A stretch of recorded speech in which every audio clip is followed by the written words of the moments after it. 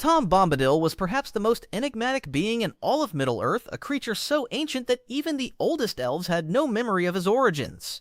He called himself Eldest, claiming to have been in Middle-earth before the Dark Lord came from outside, before the first raindrop and the first acorn.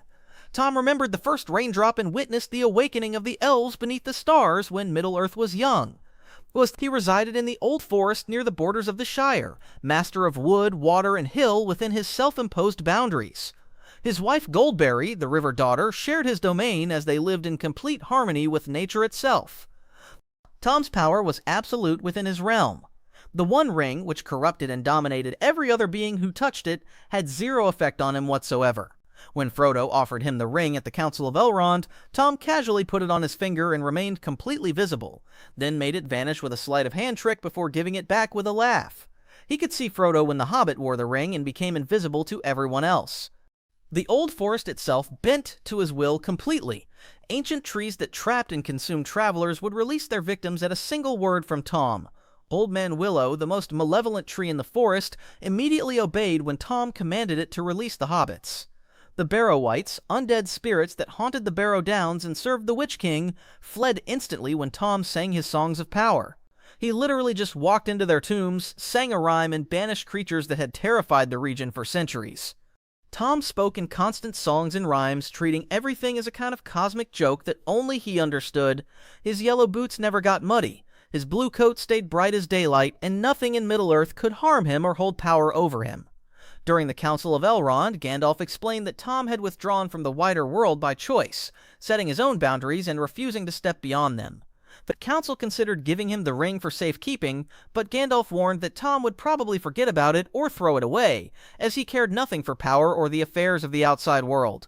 Tom was older than Sauron, older than the valor shaping of Arda, older than memory itself. Some theorists believe he was the incarnation of the secret fire, the flame of creation that Ilúvatar used to give life to the world. Others suggest he represented the music of the Ainur itself, given physical form and allowed to wander Middle-earth as a living song.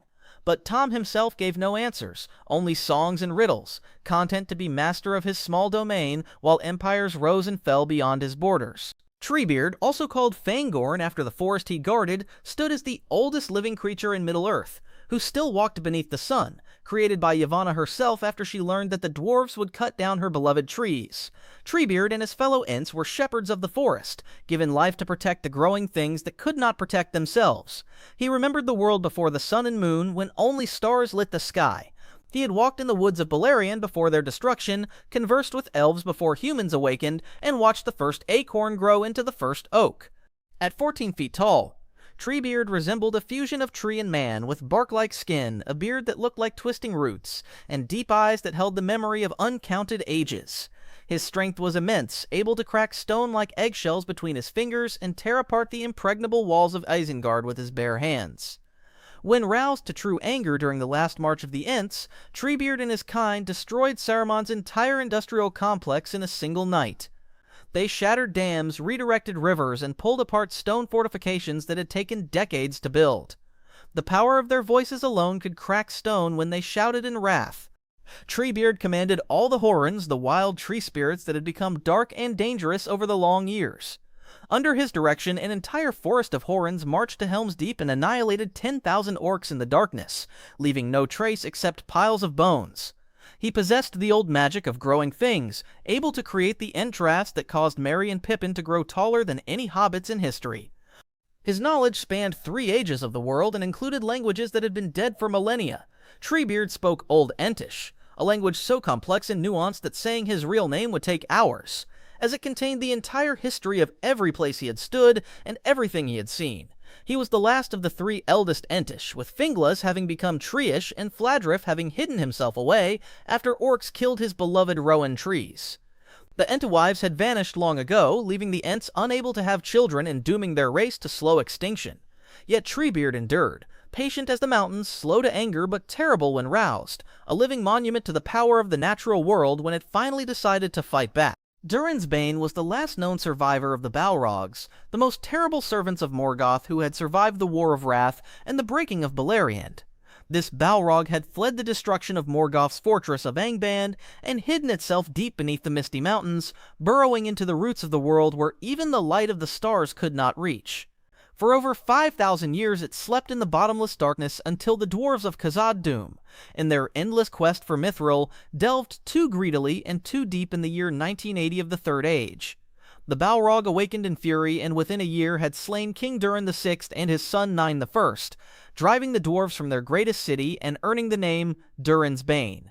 As a Maya spirit corrupted by Morgoth in the Years of the Trees, the Balrog possessed power beyond mortal comprehension. Its body was wreathed in shadow and flame, standing twice the height of a man with wings of darkness that could fill an entire hall. It wielded a flaming sword and a whip of many thongs that burned with unquenchable fire. The mere presence of the Balrog caused stone to crack and melt, turned water to steam, and filled the hearts of even the bravest warriors with supernatural terror. For nearly 1,000 years it ruled Moria unchallenged, and orcs worshipped it as a god of destruction. The Balrog's power was demonstrated fully during the Fellowship's passage through Moria. Gandalf himself, a Maya of considerable power, immediately recognized the creature and knew that of all the Fellowship, only he had any chance against it. Their battle on the bridge of Khazad-dûm shook the foundations of the mountain. When Gandalf shattered the bridge with a word of command, the Balrog fell but caught Gandalf with its whip, dragging them both into the abyss. Their battle continued for 8 days straight, fighting from the deepest dungeons of Moria to the uttermost foundations of stone, through flooded passages where the Balrog's fire turned to molten rage, up the endless stair to the peak of Ziraxig. There, on Durin's tower, exposed to the sky for the first time in millennia, the Balrog burst into new flame that could be seen for miles. Gandalf finally slew it by throwing it down from the peak, breaking the mountainside where it fell, but the battle killed Gandalf as well, requiring divine intervention from Ilúvatar himself to return him to life. The death of Durin's Bane marked the end of the Balrogs in Middle-earth, the last echo of Morgoth's original rebellion against the harmony of creation. The Witch-king of Angmar stood as the most powerful of the Nine Nazgûl, the ring-wraiths who served as Sauron's most terrible servants. Once a great king of men, possibly of Númenórean descent, he received one of the 9 rings of power from Sauron around 2251 of the Second Age.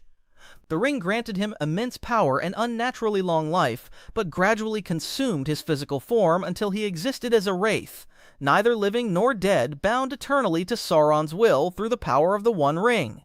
For over 4,000 years he served as Sauron's chief lieutenant and most feared weapon. In 1300 of the Third Age, Sauron sent him north to establish the realm of Angmar, specifically to destroy the northern kingdom of Arnor. As the Witch-king of Angmar, he waged war for nearly 700 years, commanding vast armies of orcs, trolls, and evil men. He possessed sorcerous powers that defied nature itself. He could summon darkness at will, turning day to night on the battlefield. His mere presence caused paralyzing fear in both men and beasts, making horses go mad with terror and brave warriors drop their weapons in despair. At the Battle of Fornost, he broke the gates with words of power alone, shattering iron and stone through dark sorcery. The Witch-king wielded a Morgul blade that could transform its victims into lesser wraiths enslaved to his will, as he nearly did to Frodo at Weathertop. He commanded fell beasts, flying creatures from an earlier age that served as his mountain weapon. His greatest demonstration of power came during the siege of Minas Tirith. He broke the great gate of the city with the battering ram Grond, enhanced by his spells to the point where no earthly power could withstand it.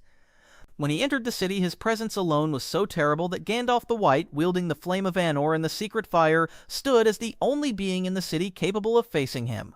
The confrontation between them would have decided the fate of the city, but the arrival of the Rohirrim interrupted their duel.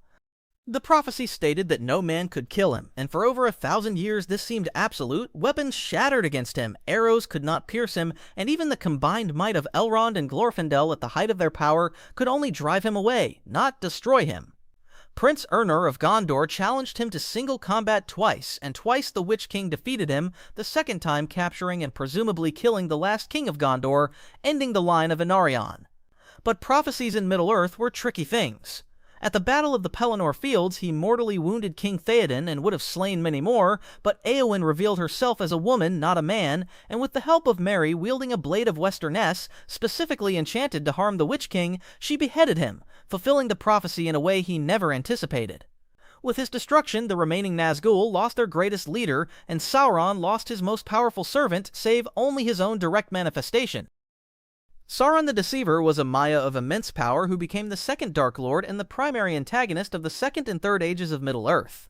Originally called Mehron, meaning the Admirable, he was created by Ilúvatar before the shaping of the world and served Aule the Smith among the Valar, becoming unmatched in his knowledge of crafting and the workings of physical matter. His fall came early as Morgoth corrupted him through promises of power and order, transforming the greatest of Aule's servants into his most terrible lieutenant. During the First Age, Sauron commanded Angband in Morgoth's absence and held the fortress of Tollingarhoth, the Isle of Werewolves. His shape-shifting abilities were extraordinary, taking forms of a great wolf, a vampiric bat, and a serpent at will. Even Huan, the greatest hound that ever lived, could only defeat him with the aid of Lúthien's magic, and Sauron escaped only by yielding his physical form. After Morgoth's defeat, Sauron refused the summons to return to Valinor for judgment, and instead hid in Middle-earth, slowly rebuilding his power over 1,000 years. In the Second Age, Sauron achieved his greatest deception. Taking the fair form of Anatar, Lord of Gifts, he deceived the elven smiths of Egarrigen into forging the Rings of Power while he learned their craft. In secret, he returned to Mount Doom and forged the One Ring, pouring the greater part of his native power into it, creating a weapon that could dominate all other rings and their bearers. The ring made him nearly invincible, but also made his existence dependent upon it.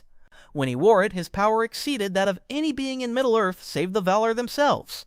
His armies conquered vast territories, and even the combined might of Gil-galad and Elendil could only defeat him at the cost of their own lives. Sauron's mastery extended beyond physical might. He corrupted 9 great kings of men into the Nazgul, enslaved through the 9 rings. He could command the weather, creating the supernatural darkness that covered Mordor and extended his will across thousands of miles. Through the Palantir of Minas Ithil, he could dominate the minds of those who dared look into the Seeing Stones, as he did with Saruman and nearly did with Pippin.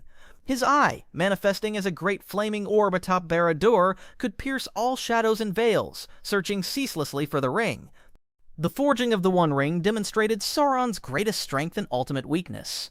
With it, he could perceive all that was done by the Lesser Rings, command armies through thought alone, and dominate the wills of entire nations.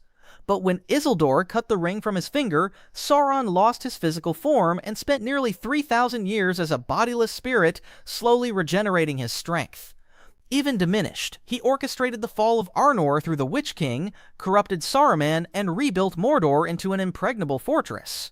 By the War of the Ring, he commanded hundreds of thousands of orcs, trolls, Easterlings, and Southrons, the greatest host assembled since the last alliance. Yet his obsession with the ring blinded him to the possibility that anyone would seek to destroy it rather than use it.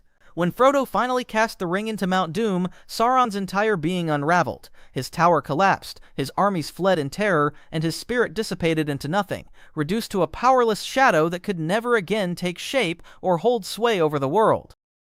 Morgoth, originally named Melkor, stood as the first and greatest Dark Lord, the source of all discord and evil in Arda. Before the creation of the world, he was the mightiest of the Ainur, the holy ones created by Ilúvatar's thought. To Melkor alone was given portions of all the gifts of his fellow Valar, the strength of Tulkas, the crafts of Aula, the knowledge of Manwë, mastery over all elements and aspects of creation. His power in the beginning exceeded that of any single Valar, and rivaled their combined might. During the music of the Ainur, which sang the world into being, Melkor introduced themes of his own design, seeking to create independent of Ilúvatar's will. His discord created the extreme heats and colds, the chaos that would later manifest as evil in the world. When Ilúvatar showed the Ainur the vision of Arda, Melkor coveted it entirely for himself. He descended into the world with the other Valar, but immediately began marring their works, destroying whatever they created in his rage to dominate all existence. The Valar's every attempt to shape the world met with Melkor's corruption. He shattered the 2 lamps, Iluin and Ormal, that first lit the world, plunging it into darkness and destroying the original perfect symmetry of Arda. He waged war against the Valar for ages uncounted, raising the Iron Mountains and delving the fortress of Utumno deeper than any pit that would ever be made. In those dark places, he bred the first orcs from captured elves, corrupting them through unspeakable torments. He created trolls, dragons, balrogs, vampires, werewolves, and countless other abominations. When the Valar retreated to Valinor, Morgoth ruled Middle-earth absolutely for ages, corrupting and tormenting the newly awakened elves. His power was so vast that when the Valar finally came to war against him, their battle reshaped the entire world, destroying landscapes and raising new mountains. Even chained with Anganor, the strongest chain ever forged, and imprisoned for 3 ages, his influence continued to corrupt the world. Upon his release, he destroyed the 2 trees of Valinor with Ungoliant's aid, murdered Finwë, and stole the Silmarils, the greatest works ever created by incarnate hands. The Silmarils burned him eternally, yet he wore them in his iron crown, accepting endless agony for the sake of possession. In Middle-earth, he raised Thangorodrim, 3 volcanic peaks that were the mightiest mountains ever piled, and rebuilt Angband as an impregnable fortress. His hosts included millions of orcs, thousands of Balrogs in the early days, and dragons beyond counting. Glaurung, the father of dragons, was but one of many, though Ancalagon the Black would later dwarf even him. Morgoth's personal might was beyond mortal comprehension. When Fangolfin, mightiest of all elven warriors, challenged him to single combat, Morgoth's hammer Grond created pits in the earth with each strike that became filled with fire and smoke. Even wounded 7 times by Fangolfin's sword, Ringel, Morgoth ultimately crushed the Elf King, though he limped forever after from the wounds received. His will alone could dominate entire armies, and his curses carried the weight of doom. The curse of Mandos upon the House of Feanor, the doom of Hurin's children, the dragon spell upon Túrin's family, all demonstrated his ability to weave fate itself into weapons of despair. Yet Morgoth's greatest weakness was his dispersal of power. Unlike Sauron, who concentrated his might into the ring, Morgoth poured his essence into all his creations, and into Arda itself. The entire world became tainted with his element, called the Morgoth element, the source of all corruption, decay, and evil in existence. Goldlust, the fading of the elves, the mortality of men, the corruption of nature itself, all stemmed from his dispersed essence. This weakened him personally to the point where elves could wound him and eagles could mar his face. The War of Wrath finally ended Morgoth's reign. The host of Valinor, led by Eonwë, destroyed his armies in battles that shattered Beleriand and sank it beneath the sea. Ancalagon the Black's fall broke Thangorodrim. Morgoth himself was cast down, his feet hewn from under him, and he was thrust through the door of night into the timeless void, where he remains until the Dagor Dagorath, the final battle, when he will return for one last war that will end the world and begin it anew. Eru Ilúvatar, also called the One or the All-Father, was the supreme being of all existence, the creator of everything that was, is, or ever will be. Before creation, Eru alone existed in the timeless halls beyond the reach of the world. From his thought, he created the Ainur, the Holy Ones, each one a part of his mind, made independent. To them he proposed themes of music, and together they sang in harmony, though Eru alone comprehended the whole of their song. Through 3 great themes, the Ainur sang the world into potential being, with Eru adding the secret fire that would give it true life and independent existence. When Melkor introduced discord into the music, seeking to create themes of his own design, Eru incorporated even this rebellion into a greater harmony that Melkor could not comprehend. Eru showed the Ainur a vision of what their music had wrought. Arda, the world, with its full history from beginning to end. When some of the Ainur desired to enter this vision and shape it directly, Eru spoke Era, meaning let it be, and the universe sprang into actual existence. This act of creation established Eru's absolute sovereignty over all things. Even the Valar, mighty as they were but his servants and instruments. Eru's interventions in the world were rare but decisive, each one shaping the entire course of history. He alone created the races of his children, the elves, firstborn, and men, secondborn, giving them the secret fire that made them truly alive with independent wills that even the Valar could not dominate. When Alcha created the dwarves in impatience for the coming of the children, they were merely automatons until Eru took pity on Alcha's repentance and gave them true life, adopting them as his children as well. Each of Eru's gifts to his children defined their nature absolutely. To elves, he gave immortality bound to the world, their fate tied to Arda until its ending. To men, he gave the gift of death, the freedom to leave the world entirely, their fate beyond it known only to him. This gift, misunderstood and feared, was actually the greater blessing, freeing men from the cycles of the world and the slow decay that would claim even the elves. When Númenor grew proud and Ar-Pharazôn the Golden sailed against Valinor itself, demanding immortality from the Valar, Eru's response was swift and terrible.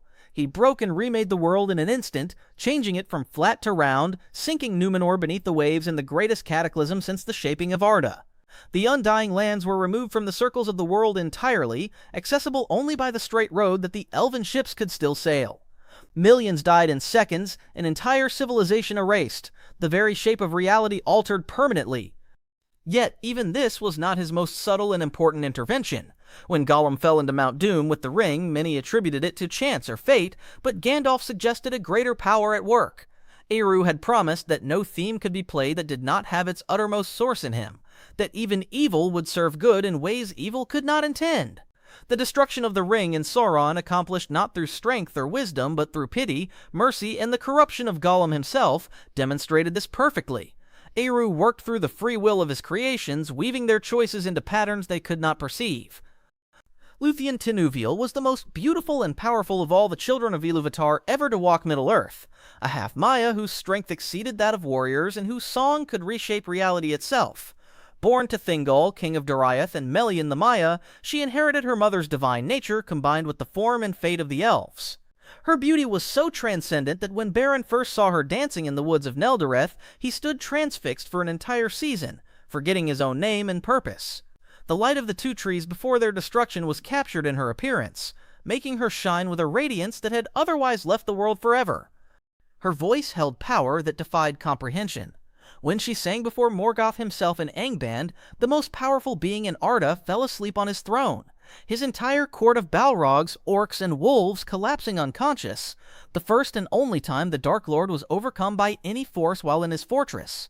Her song of mourning for Beren was so profound that Mandos, who had never been moved to pity in all the ages of the world, wept for the first and only time and restored Beren to life, an act unprecedented and never repeated.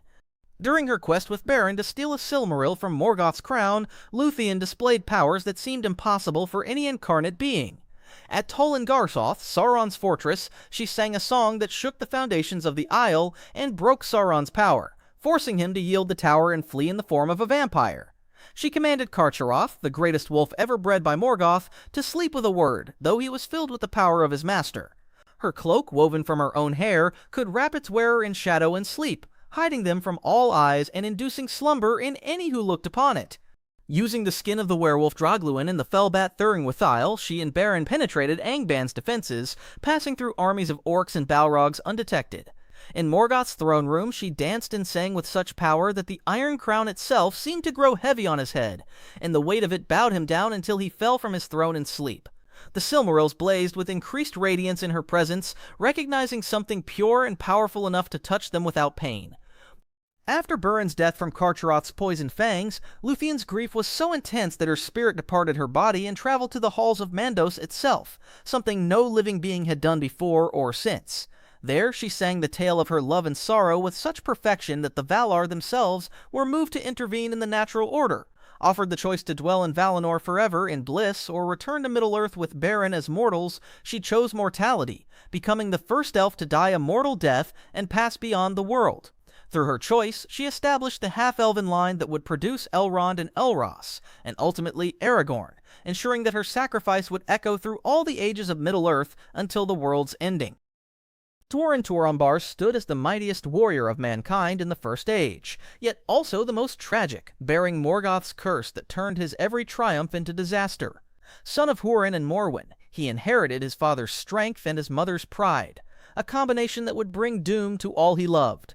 When Húrin was captured after the Battle of Unnumbered Tears, Morgoth cursed him and all his bloodline with a doom of darkness that would follow them wherever they went. Túrin's physical prowess exceeded that of any mortal man before or after.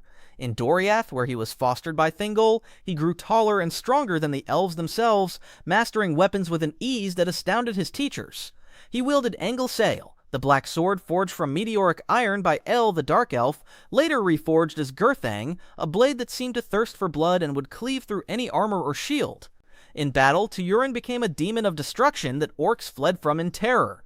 As the dragon helm of Dorloman wearing the ancient heirloom of his house, he single-handedly held strategic passes against entire orc armies. Leading the outlaws of Brethil, he cleared entire regions of Morgoth's servants. His reputation grew so fearsome that Morgoth specifically marked him as the greatest threat among men to his dominion. At the Battle of Tumalad, though ultimately defeated, Túrin personally slew hundreds of orcs in his rage, carving a path of destruction through their ranks that became legendary. The curse upon him manifested in every relationship he formed. He accidentally killed his best friend Beleg while in a madness, thinking him an enemy. His pride led to the fall of Nargothrond, when he convinced King Ordreth to abandon the secrecy that had protected the realm for centuries, building a great bridge that Glaurung the dragon used to destroy the kingdom. Every person who showed him kindness died horribly. Sarasage whom he drove to his death, Brandir whom he murdered in rage, and countless others who fell to the doom that surrounded him. The dragon Glaurung became his particular nemesis, using psychological manipulation rather than physical force against him. The dragon's spellbinding gaze held Túrin frozen at Nargothrond while Finduilas, who loved him, was dragged away to her death. Glaurung's lies caused Túrin to abandon his search for his mother and sister, leading to the ultimate tragedy of his life. Under the name Turambar, meaning Master of Doom, he thought he had escaped his fate in Brethil, marrying Níniel, who was actually his sister Ninor, under a dragon spell of forgetfulness.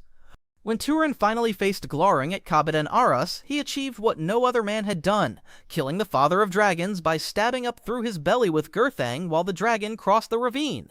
But even in death, Glaurung's malice destroyed him. The dragon's last words revealed to Níniel her true identity, causing her to throw herself into the ravine in horror. When Túrin learned the truth that he had married his own sister and driven her to suicide, he fell upon Gurthang, and the black sword which had drunk so much blood broke at his request and ended his life. Túrin's death marked the fulfillment of Morgoth's curse, but prophecies spoke that in the last battle, Túrin would return to deal Morgoth the final death blow, his suffering transformed into the ultimate instrument of justice against the one who had destroyed his